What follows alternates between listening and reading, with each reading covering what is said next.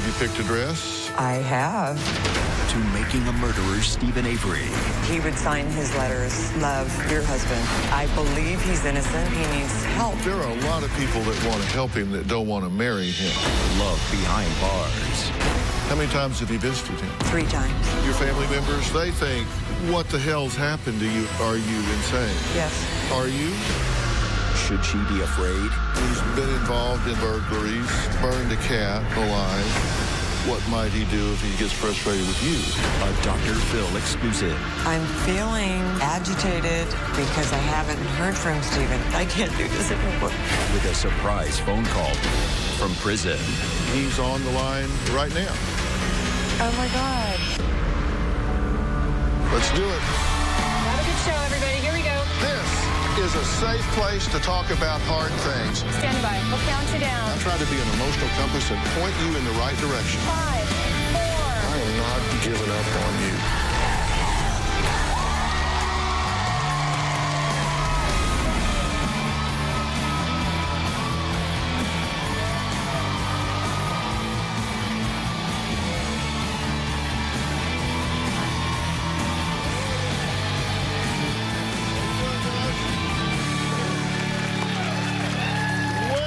Today, we are talking about a love story with a twist. A beautiful bride, totally smitten and engaged to be married. Lynn Hartman says she's finally found her Prince Charming. There's just one tiny problem. The man of her dreams is behind bars. And her fiancé isn't just any old inmate. Lynn's prison paramour is none other than convicted killer Stephen Avery. That's right, Stephen Avery, who became a worldwide celebrity when the hit Netflix documentary, Making a Murderer, featured his case. Take a look. Now to another case that is fascinating the country right now. It's a murder in Wisconsin featured in the wildly popular Netflix documentary called Making a Murderer. The documentary makes the case that a man serving life in prison is actually innocent. This series has been addicting with binge watching, with social media, as it feels like lots of people are all together trying to solve the mystery at the same time. Filmmakers Laura Ricciardi and Moira Demos spent 10 years working on Making a Murderer. We were very thorough and, in our opinion, very accurate and very fair. Hundreds of thousands of people are calling for the pardon of a convicted killer after the Netflix series Making a Murderer exposed possible flaws in the case that put him behind bars. Stephen has become the world's strangest sex symbol now. He's receiving, according to some reports, up to 40 letters a week in prison from women lining up to be his next wife. Stephen Avery became engaged to this beautiful, statuesque blonde. They initially began speaking through love letters to one another, and then they started talking on the phone. Lynn and Stephen finally met one another face-to-face for the first time just a few weeks ago in prison. Stephen told DailyMail.com, "She is going to be my future wife. We are going to be laughing forever." Dive in now. Everybody's talking about it. Truth is stranger than fiction. Well, Stephen Avery may be convicted of murder, but Lynn says she knows Stephen is innocent and believes they have a magical connection. Stephen says, quote, "She's going to be my future wife. We will be laughing forever." Now, today, in an exclusive interview, Lynn is speaking out for the very first time. Now, although they've only met 3 times in person, Lynn says she will marry Stephen Avery. Let's hear what she has to say. I first heard about Stephen Avery's case when my daughter Camelia told me about the documentary Making a Murderer. She said, "Mom, it's right up your alley because I am a paralegal." And I watched the documentary. I concluded that he was set up. I felt that the state of Wisconsin saw Stephen Avery as a disposable person. And at that time, I was in the middle of a divorce, and I identified with that because I kind of felt disposable myself.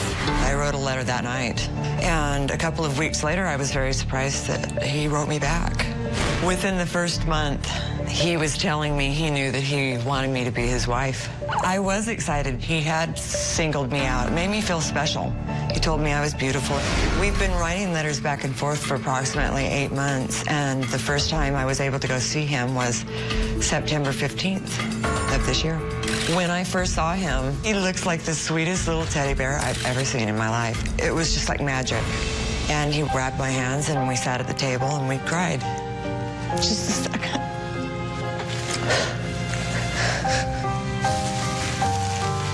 I was very attracted to him because I could tell how much he loved me. He was the whole package. This card he made for me, and on the inside he drew me this nice picture, and it says, "I just wanted to let you know that you're in my thoughts and in my heart." And I was touched by the innocent nature of it. Stephen proposed to me on the morning of September 6th. Stephen and I usually talk about 2 or 3 times a day. He'll wake me up and he'll say, "Good morning, Mrs. Avery." My nickname for him is Teddy Bear, my innocent teddy bear. Once Stephen is exonerated, we do plan to take a trip up into the mountains and find a hotel and just relax. Stephen will be walking out of prison and I'll be standing there waiting for him. Well, okay. So, was the documentary the first time you'd ever heard about Stephen and his story? Yes. Did you feel an instant connection to him, or was this something that built up across time? I kind of felt an instant connection after watching the entire documentary. Did you binge watch it? Yes. Like all at one time? Several times. Yeah, I watched it. I binge watched it. Like, I think Robert and I watched it over the weekend. So we watched it all across a couple of days. Yeah. So did you feel like you got to know him during that 10 hours that you watched it? Mm-hmm. Yeah. And when it was over, or any time during it, did you decide then that he was innocent? Absolutely. By the time I was through watching it the first time, I absolutely felt like he was innocent. Yeah. And obviously, hundreds and hundreds of thousands of people did, because petitions have been circulated all around trying to get him out of prison. Why did you think he was innocent? Because there were so many inconsistencies with regards to how the police conducted their investigations, the evidence that was not there. And for people who don't know, I asked the audience just a few minutes ago how many had watched this, and about half of the audience said they had watched the documentary. And for people who don't know, Stephen Avery had spent many years in prison convicted of a rape, only to find out that he had not done it at all, that he had been wrongly convicted. Right. He got out, he was exonerated from that, got out of prison, filed a multi-million-dollar lawsuit for the wrongful imprisonment, and while that lawsuit was pending, he got arrested and charged with, and then convicted of this murder. Right. And a lot of folks felt like that was a good way to dispose of this lawsuit against the county. A lot of people feel that was awfully convenient. You started writing him? I did, immediately after watching the documentary. Oh, right away? I felt compelled to reach out to him right away. I felt so bad for him, thinking this poor man had just been exonerated through DNA for this other wrongful conviction and incarceration, and only had 2 years as a free man before he was right back in there. Yeah. What did you write in the letter that you wrote to him to start with? I told him that I was in the process of a divorce, and that I was feeling lonely at home, and had time to write at that time in my life, which at any other time I would never have had this opportunity to even consider it. Right. And so I sent a couple of pictures of myself with a letter and asked him if he wanted to write back and forth to get to know each other. Well, I'm guessing he said yes. He did. I mean, if you're sitting in prison and get a picture of you, nah. So he's going to say yes to that, right? Yeah, he did. And that's okay, right? I mean, he didn't know you yet, but he got a picture and thought, well, yeah, but then he got to know you. Yes. Right, even though the first attraction was physical, then he got to know you, right? Yes. And when did you get a response? How quickly did you get a response? And what was your reaction? Did you expect to get a response? I didn't really expect to get a response. Really? My first thought, my goal was just to offer him some support and let him know I'm out here and I think he's innocent and I'm offering him my support. If he'd like to write me back, I'm here and this is my address. And about 2 weeks later, I did receive a letter back. What was your reaction when you got the letter? I was speechless. I opened the mailbox and I said, I couldn't even talk. I got a letter. I got a letter from Steven Avery. And my mother lives about 2 blocks down the street from my house. So I had my son get in the car with me and we drove down and I read the letter out loud to both of them. Yeah. As well as I could, stuttering, because I was so excited about getting the letter. So you light up when you talk about him. So, I mean, this relationship obviously built, right? It did.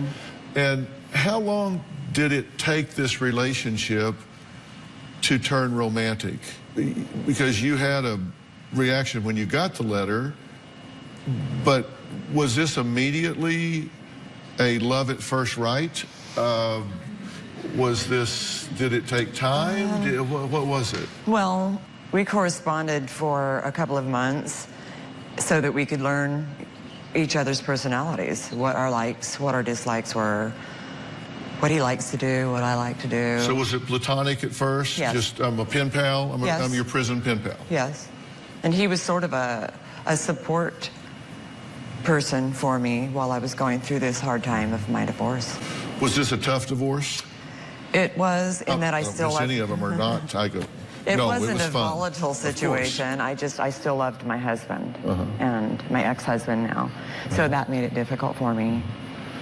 All right, well, let's take a break. Coming up, Lynn says before she ever met Steven in person, she became engaged to be his wife. So I want to know how that happened. Plus, Lynn says the first time she ever met her convict Casanova, they had tons of chemistry. They sealed with a jailhouse kiss. This is all very interesting. We'll talk about that when we come back.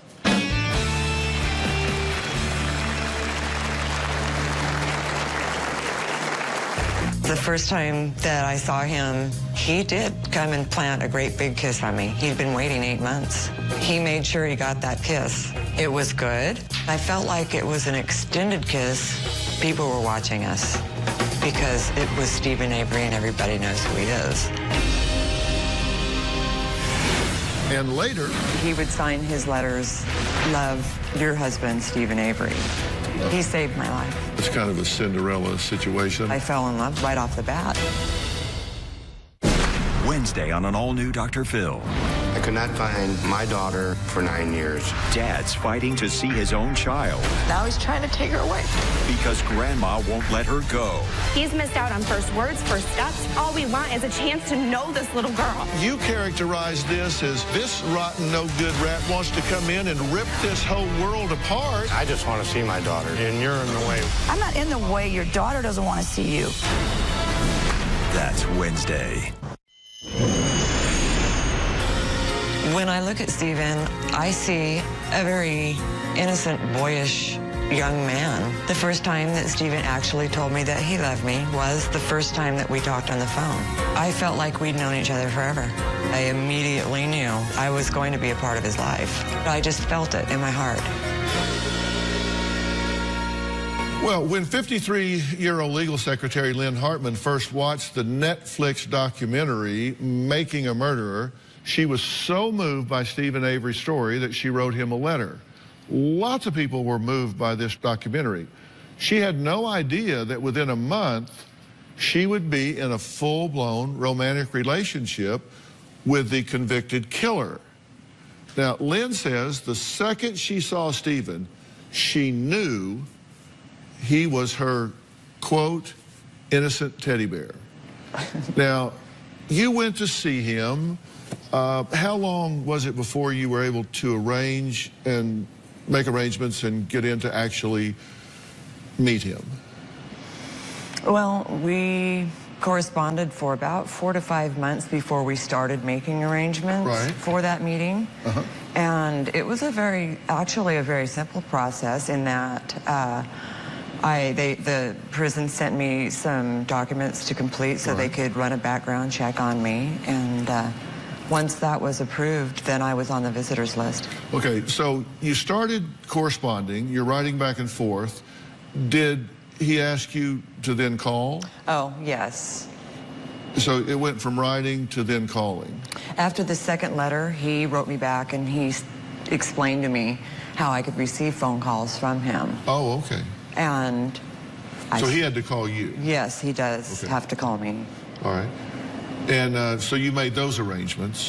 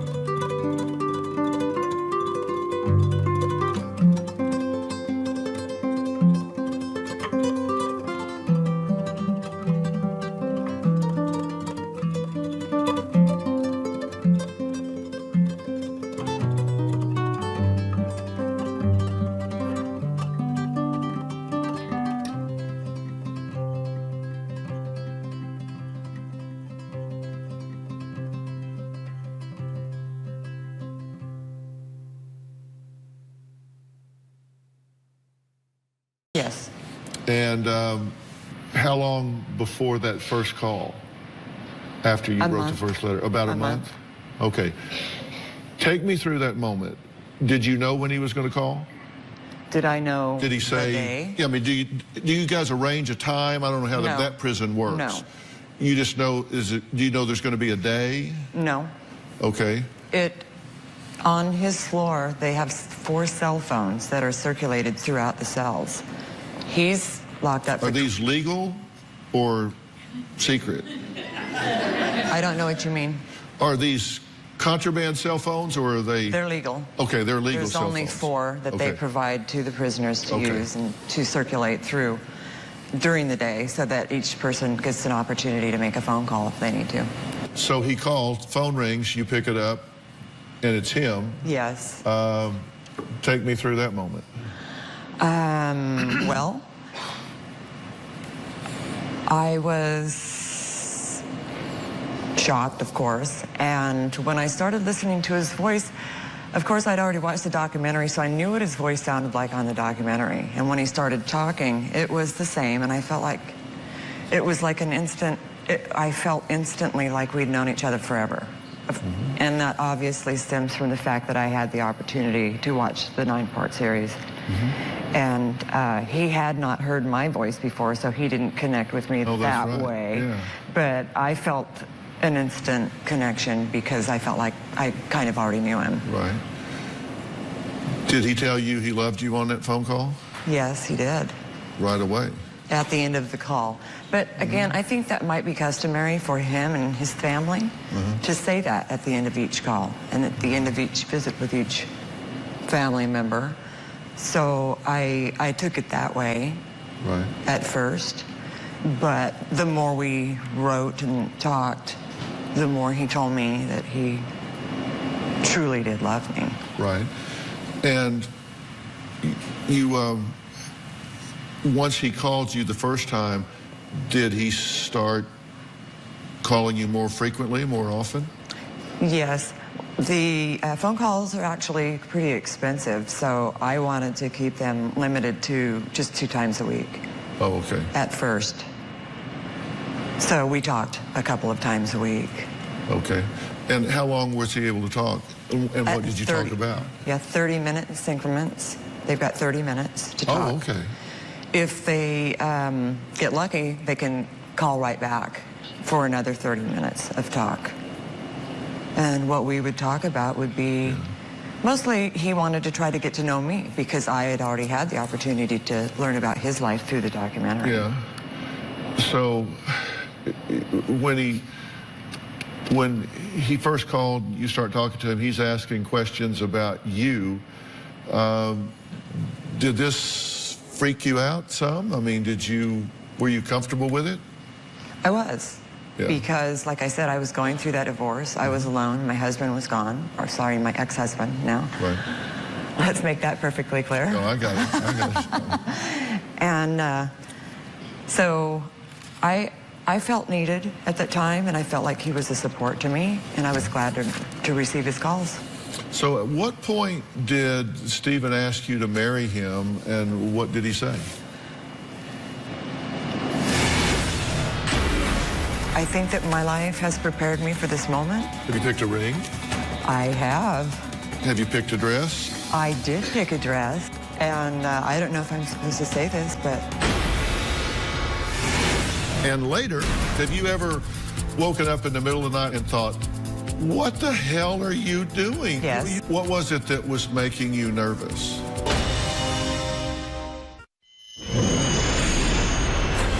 I got this letter early on. I am looking for a good woman so I could be happy. My love for you is the truth. I always get hurt all the time, and I always feel bad all the time. I want to be happy with you. Your husband, Stephen Avery. Back in May, he's already signing it. Your husband, Stephen Avery. That's how much he wanted me to become his wife. So at what point did Stephen ask you to marry him, and what did he say? After a couple of months of writing, he started referring to me as his wife. Oh, before he asked you to marry him? Yes. And he would sign his letters, "Love, your husband, Stephen Avery." I think that his motivation for doing that was to try to help mend my heart, because he knew the emotions that I was going through. So you had a broken heart at that point, and he sensed that. Absolutely. And he wanted to. You were damaged. He was trying to heal. Yes, you. And he did. He saved my life. Yeah. And so you were pretty low at that point. Very. This is a low point? Yeah. And what did he do that mended your heart? What did he do that saved your life? He said things that made me feel needed and wanted, and that I was human, that I wasn't disposable, and that he needed me, and that gave me a new lease on life. It gave me a new direction. He needed me, and I wanted to provide that support to him, because I felt so bad about his situation and how he had been wrongfully convicted, not once, but twice now. Right. And when he's in such a dire strait, yet he's administering to you, Yes. he's helping you and taking Yes. care of you. Right. That's kind of a Cinderella situation. I mean, he's Right. actually rescuing you, Absolutely. saving you Absolutely. in a situation. That's what I fell in love with about him right off the bat, that he could be in this predicament, but be so selfless and offer that support to me without asking for it in return. Okay, so he started referring to you as Mrs. Avery. Yes. But did he ever actually say, and when, and if so, when did he say, "Will you marry me"? It was in May of this year, so 4 months after we started corresponding, he started asking me questions about what I was looking for in a man, and told me what he was looking for in a woman, what he would like. And honesty was the most important thing for him, of course, because of all of this corrupt dishonesty that he has lived with for 30 years. And what did you say when he finally asked you? Did you say yes right away, or did you think about it? I felt like yes. I think that my life has prepared me for this moment and this journey that I'm about to go on. So my answer was yes. And that was on the phone? Yes. Okay. Have you picked a dress? I did pick a dress. Look, I've got 300 women on my staff. They tell me what girls want to know about this stuff. You picked a dress? Have you picked a ring? I have. And I had an absolute amazing surprise of the same dress that I had picked out. Oh my God. I was elated. Yeah. I was so surprised it was the same one. All right, well, let's take a break. Next, what was it like the first time Lynn laid eyes on her now fiance, Stephen Avery? Because so far, she's watched him in a documentary. She's then written letters back and forth. She's then talked to him on the phone. But a meeting still is in her future. We'll talk about what happened when that went down when we come back.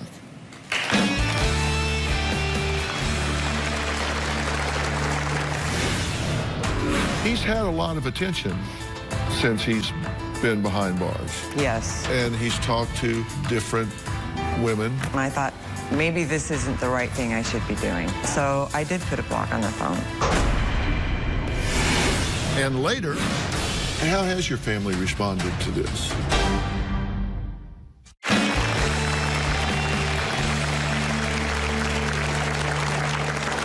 Well, Stephen Avery has been in prison for 11 years for the 2005 murder of 25-year-old Wisconsin photographer Teresa Halbach.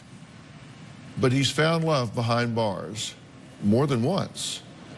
Now, when I say more than once, he's had a lot of attention since he's been behind bars. Yes. And we heard earlier that he was getting like 40 letters a week from people he's talked to, different...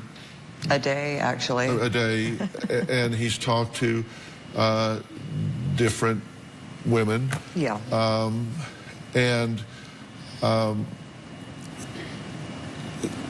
But this is something that the two of you now are very serious, correct? Yes, it's exclusive. And Stephen has written to you. We have a copy of an excerpt of a letter that he has written. He says, "Hi, Lynn. I see you put another block on the phone, so you don't love me. You have to tell the truth. I tell you the truth all the time. Don't you know that this hurt me when you block the phone when a person love you and miss you? I really thought you loved me and want to marry me. I'm looking for a good woman so I can be happy with and have a good time in my life no more. I do not want to suffer no more in my time. I did suffer a lot in my lifetime, and I only want a good woman in my life and one how love me back and will do anything for me and make me happy in my life. You know I love you a lot and I need you too, okay? I do not want to hurt no more in my life. I love you. My love for you is the truth. I always get hurt all the time, and I always felt bad all the time. I want to be happy with you, I do. Can you make me happy, Lynn? I love you if you want me. Love, your husband." Okay. Now, tell me about that letter. That was in May of this year. Yes, he thought that I had blocked the phone because there was a time when I thought, maybe this isn't the right thing I should be doing. And things are going too fast, so I did put a block on the phone. But in this particular letter, there wasn't a block on the phone. I just hadn't received his call. You say there wasn't a block on the phone. There you was just not. You just didn't receive a call. I was out gardening and did not hear the phone that day. But it made him afraid that possibly I did decide I can't do this and put a block on the phone again. What was it that was making you nervous? Ridicule from my family. The fear of what my ex-husband might think of me because he's actually a 30-year veteran of law enforcement. Retired law enforcement. So I guess it was just how other people would look at me, and it was just a completely different scenario for me than anything I'd ever gone through in my life. How has your family responded to this? You spent 30 years with a cop, yes. Now you're with a criminal? Yes. I believe he's innocent. I believe he needs help. There are a lot of people that want to help him that don't want to marry him. And later, when you meet somebody, you either have chemistry or you don't. Well, it was different, very different. Right? Completely different. Describe the first time you met him. Wednesday on an all-new Dr. Phil. Grandma refuses to let him near his own daughter. All we want is a chance to know this little girl. I just want to see my daughter. Your daughter doesn't want to see you. That's Wednesday.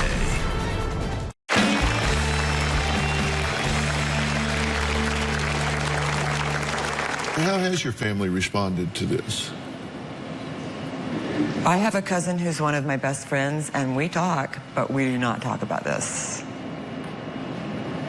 I received a phone call from Stephen while I was at my brother's house, and he wanted me to leave the house to take the call.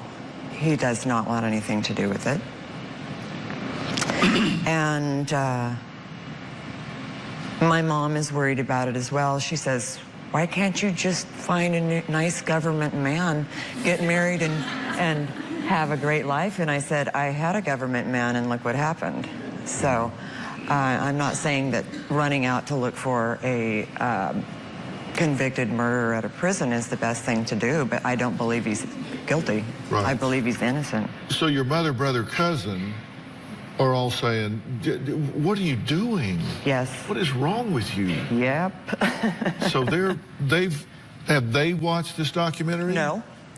So they've not watched it? No. They just know that he's a convicted murderer. They know that my ex-husband was a police officer, and now I'm seeing a convicted murderer in a prison. So they think the pendulum has swung? Yes. They think you've gone completely the other way. You think, okay, I'm not going to be here. I'm going to go to the other side. Yeah, maybe I had an aneurysm I've been or something. with the cop. I'm going to go with the criminal. Yeah, I'll teach him. Okay, bad boys, bad boys. Yeah. Okay. Yeah. Yes. Yeah. What you going to do when they come for you? Right, right.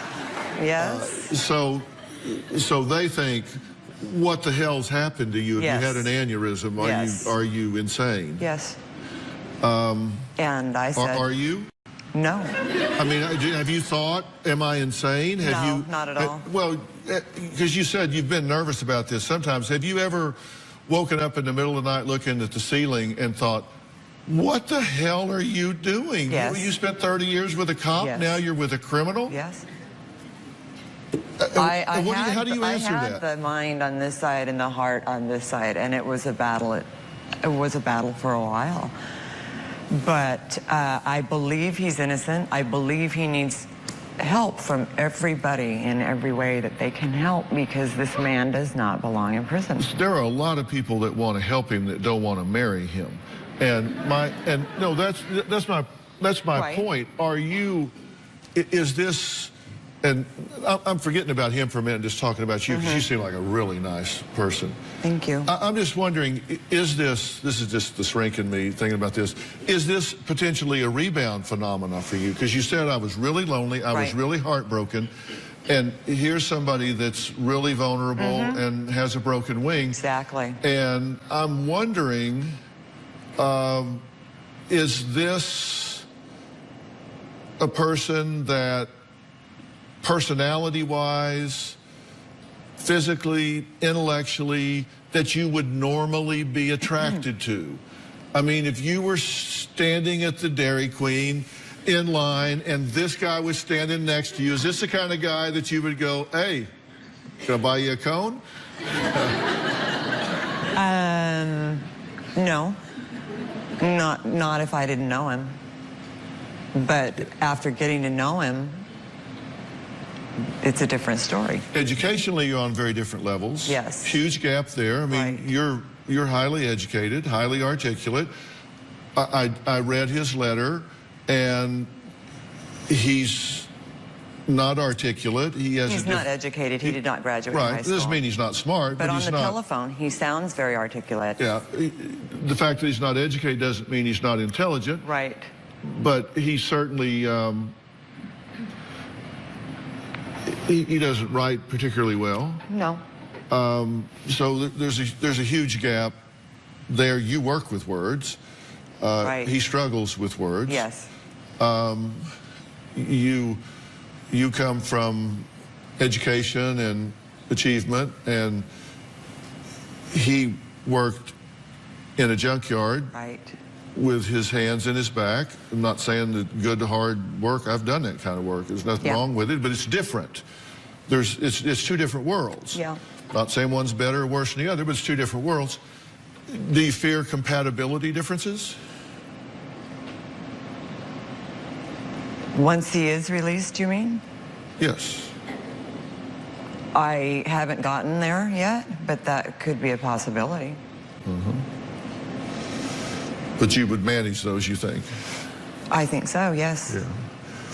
Lynn says she only met her convicted killer fiance, Stephen Avery, 3 weeks ago, but when she did, they had tons of chemistry.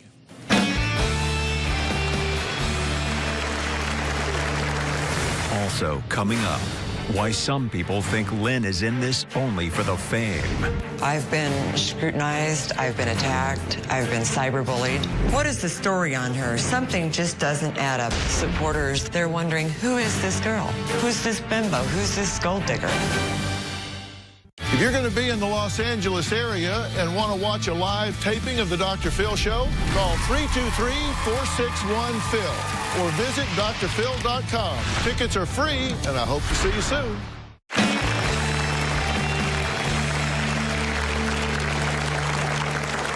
Lynn says now that she is the woman in Stephen's life, his ex is out to get her. Take a look. Since I have been with Stephen and the public has come to know about it, I've been scrutinized, I've been attacked, I've been questioned. I've had my background check done and circulated throughout all of Facebook and all of Twitter. Many of them started cyberbullying me. I was and am worried that she may be up to no good when it comes to Stephen Avery. What is the story on her? Something just doesn't add up about her. A lot of the bullying, I believe, was the result of supporters that knew of Sandra Greenman, who was in the last episode of Making a Murderer, and she was introduced as Stephen Avery's girlfriend. So when I came into the picture, they're wondering, who is this girl? Who's this bimbo? Who's this gold digger? Everybody knows that Sandra Greenman is Stephen Avery's girlfriend. The supporters that supported Sandra Greenman came after me with a vengeance. They wanted to turn his family against me. They wanted to turn the other supporters against me. I have a confession to make. I may have contacted someone's ex to find out about her history and intentions. They were launching attacks on social media. They were sending me private messages. They were making posts on the support group sites about how I was a fake, that I was still married, that I'm only after Stephen for fame and money, that I'm not really his girlfriend, I'm not really seeing him, that I'm actually, they thought I may even be writing letters to myself. I truly love Stephen with all my heart, and I know without a doubt that he feels the same way about me. Okay, so you think that she's behind all of this? Not all of it, but a lot of it. You think she's active in it? Absolutely. Okay, but, yes. But you think it's coming from a lot of different places? Yes. How has this affected you? I mean, do you read these things? I try to limit reading these things because it's very disturbing for me. So when I see them saying these things about me, it hurts deeply. Mm-hmm. You said at one point it was almost more than you could take. Many times it's been almost more than I can take. I would delete everything on my Twitter and my Facebook and block everybody and walk away for a couple of days. Did it get to the point where you thought about stopping the relationship and just moving on? Yes. On a couple of different occasions, and each time I did, I was miserable. And a couple of days later, he would call, and I would be just so glad that he was understanding and called me back. You said when you were visiting him not long ago, you were almost run off the road. Yes. What happened? Tell me about that. After the first visit, I noticed I was out on a rural road headed towards the highway, and I didn't know the area. It was my first time in Wisconsin. And all of a sudden, I saw this vehicle coming up fast, on very close to my bumper, and I thought, oh, here we go. I'm probably going to be pulled over. I had to literally dart off onto this gravel shoulder, almost spinning my car out of control. And the vehicle behind me, come to find out, was not a police car. So I stayed in my car and I resumed driving, and they came after me again. When I finally got to an area where there was a lit parking lot with a gas station, I pulled into that area, and they turned to the left and waited for me on the other side of the road. As soon as I saw them getting ready to flip a U to come back around, I got onto the highway and got back to my hotel. Did you call the police? No, I didn't, because I didn't get a license plate number. Okay. Can I make 2 comments about that? Yes. Don't pull off on a side road, and do call the police. I thought it was the police officer at first. Well, but when you know it isn't, call 911 immediately. I just want to keep you safe. All right, we've got to take a break here. Coming up, should Lynn be concerned about Stephen Avery's violent past? She'll react to shocking claims made by his ex-fiancée next. Ready to get real? Go to drphil.com for advice on relationships, parenting, finances, and more. Plus, weigh in on your favorite episode, share your stories, and find support in the Dr. Phil community. When you sign up for the community, you will automatically be subscribed to the Dr. Phil Show newsletter. Log on to drphil.com today. Well, we have run out of time, but do not miss tomorrow because Stephen Avery calls in from prison to talk about falling in love with his new bride-to-be. Tomorrow on an all-new Dr. Phil. More with Stephen Avery's fiancée. I'm agitated because I haven't heard from Stephen. I can't do this anymore. But then a surprise phone call. Stephen, are you there? Yes, I am. Oh, my God. From the convicted killer himself. Why do you want to marry Lynn? I'm in love with her. Everything is different for her. I want to give you the opportunity to answer this question. Did you murder Teresa Halbach?